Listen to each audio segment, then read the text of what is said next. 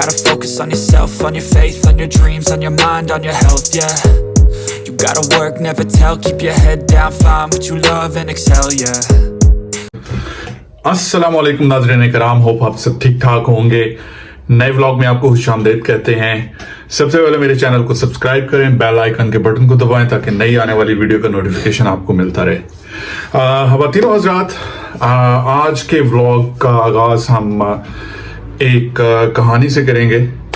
दाऊद अलैहिस्सलाम के ज़माने में बड़ी पुराना दौर की एक कहावत है, कहानी है, जो मुस्लिम किताबों के अंदर तो नहीं मिलती, लेकिन आपको ये क्रिश्चियंस और जूइश किताबों के अंदर आपको इस तरह की स्टोरीज और कहानियां मिलती हैं, क्योंकि ये इस्लाम से बहुत हज़ारों साल पुरानी कहानियां हैं।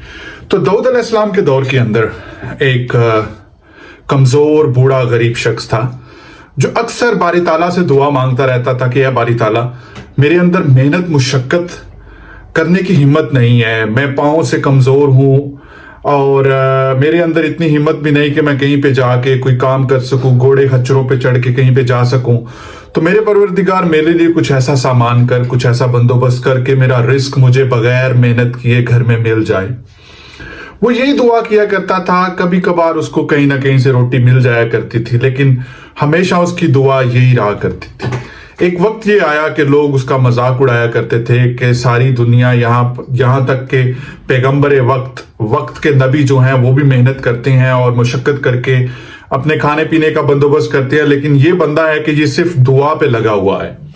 नाज़रीन कराम, वो यही दुआ करता रहता है कि या बारी ताला, मैं कमज़ोर हूँ, मैं मेहनत नहीं कर सकता, मेरे कमज़ोरी की वजह से या जिस्मानी ताकत ना होने की वजह से मैं बाहर नहीं निकल सकता, तो मेरे लिए मैं आसानियां पैदा फरमा और मेरे लिए मेरी रोजी का बंदोबस्त मेरे घर के अंदर कर दे। एक दिन क्या होता है कि अचानक एक गाय उसके घर के अंदर घुस आती है, गाय या बकरी।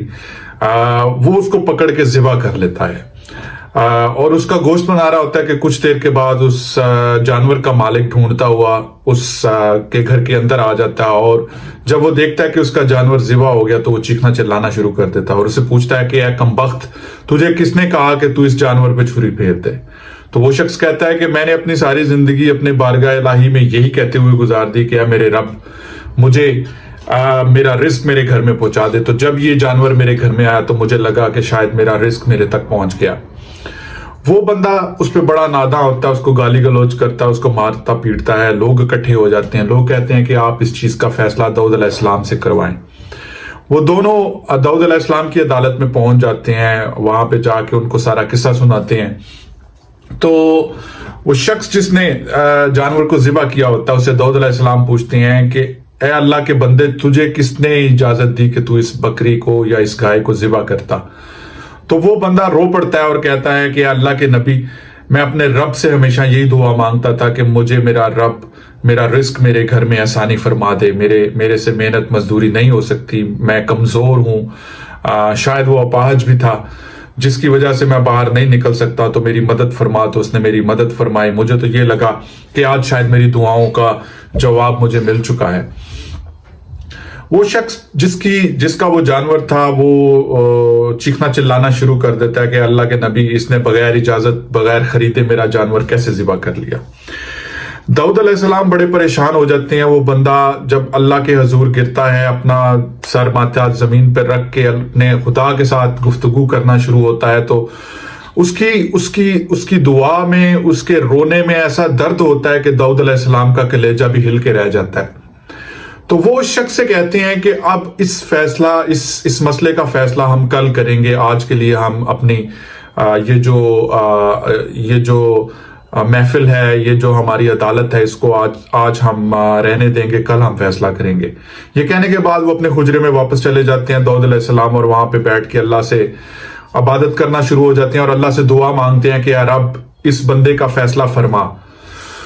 सुबह होती है तो दाऊद अलैहिस्सलाम पे अल्लाह ताला ने रात की तारीकी में सारे राज अफशा कर दिए होते हैं। जब वो दोनों पार्टीज आती हैं, दोनों बंदे वहां पे आते हैं, तो दाऊद अलैहिस्सलाम जिसका वो जानवर था उसको कहते हैं कि अल्लाह के बंदे, तू इसके जानवर को माफ फरमा, इस पे सब्र कर और इसको भूल जा।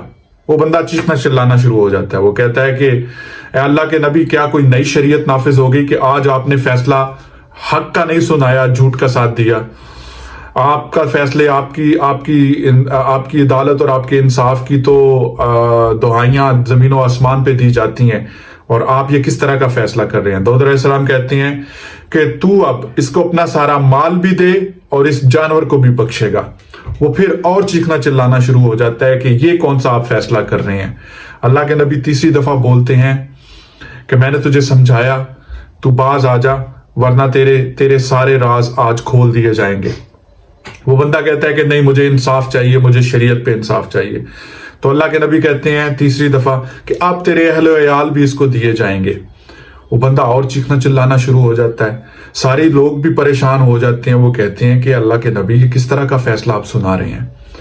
تو داؤد علیہ السلام ان سارے لوگوں کو لیتے ہیں اور دریا کے کنارے ایک بڑے سے درخت کے نیچے چلے جاتے ہیں، اور وہاں پہ جا کے کہتے ہیں کہ میرے رب نے میرے پہ انکشاف کیا کہ اس بندے نے جس کی گائے ذبح ہوئی، اس نے اپنے مالک کو قتل کیا تھا اور قتل کر کے اس کو اس جگہ پہ دفن کیا تھا۔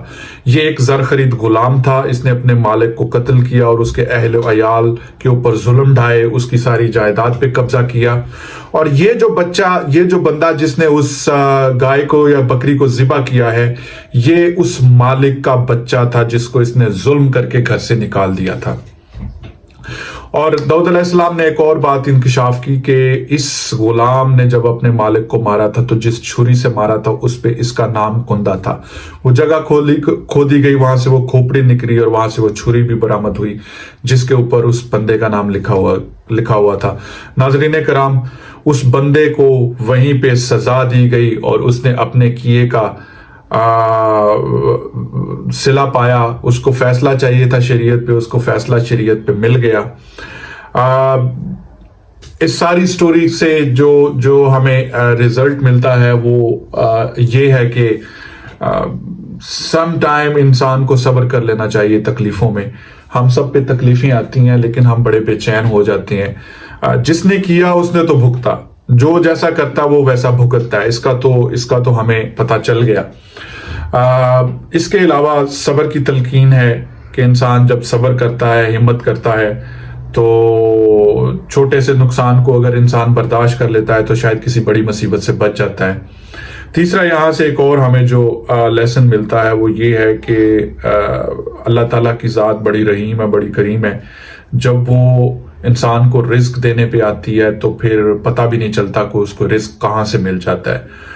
اس کمزور، اس بوڑھے آدمی کو یہ نہیں پتا تھا کہ اس کی زندگی کے آخری ایام میں اللہ تعالیٰ کی ذات اس کے لیے کتنے مال کے اسباب پیدا کر دے گا، اور اس کے مرے ہوئے باپ کے قتل کا بھی فیصلہ ادھر ہی ہو جائے گا۔ ناظرین کرام، آج کی اس کہاوت کو یہیں پہ ختم کرتے ہیں۔ ہوپ اس سے کچھ نہ کچھ ہمیں سب کو سیکھنے کو ملے گا۔ ہمیں اپنی زندگیوں کے اندر صبر کا دامن ہاتھ سے نہیں چھوڑنا چاہیے، اور تھوڑی سی تکلیف کو برداشت کر کے بڑی مصیبتوں سے بچنے کے لیے اپنے آپ کو ریڈی کرنا چاہیے۔ سم ٹائم ایسے ہوتا ہے کہ انسان یہ سمجھتا ہے کہ شاید اس کے ساتھ ہی دنیا کی ظلم و زیادتی ہو گئی ہے، لیکن حقیقت کچھ اور ہوتی ہے۔ اس ظلم اور زیادتی کو شاید ایک وقتی تکلیف کے ساتھ آپ کی آنے والی زندگی میں بڑی تکلیفیں دور کر دی جاتی ہیں۔ ایک اور جو لیسن اس سٹوری سے ہمیں ملتا ہے وہ یہ ہے کہ سچ کبھی چھپ نہیں سکتا، کبھی نہ کبھی کہیں نہ کہیں سے وہ سچ باہر آ جاتا ہے۔ اللہ تعالیٰ ہم سب کے پردے، ہمارے سب کے گناہوں پہ پردے ڈال کے رکھے، اور سب کے لیے بہتریاں اور آسانیاں پیدا کرے۔ ہوپ آپ کو اس سٹوری سے کچھ سیکھنے کو ملا ہوگا۔ انشاءاللہ دوبارہ کسی اچھے سے بلاگ میں آپ سے دوبارہ ملاقات ہوگی۔ لائیو سیشن کے لیے میں نے سجیشن ڈالا ہوا ہے، پوسٹ ڈالی ہوئی ہے، جیسے آپ ان تینوں میں سے اگر کوئی چوز زیادہ لوگ کرتے ہیں تو اس پہ ڈسکس ہو سکتا ہے۔ ادروائز ان تینوں ٹاپک پہ 1 by 1 ہم ڈسکشنز کر سکتے ہیں۔ اگر کوئی نئی آئیڈیا ہو آپ کے ذہن میں ہم اس پہ بھی بات کر سکتے ہیں۔ آج کے بلاگ کو یہیں پہ ختم کرتے ہیں، انشاءاللہ بہت جلد نئے بلاگ میں ملاقات ہوگی۔ ٹل دین ٹیک کیئر، اللہ حافظ۔ Don't forget to subscribe my channel.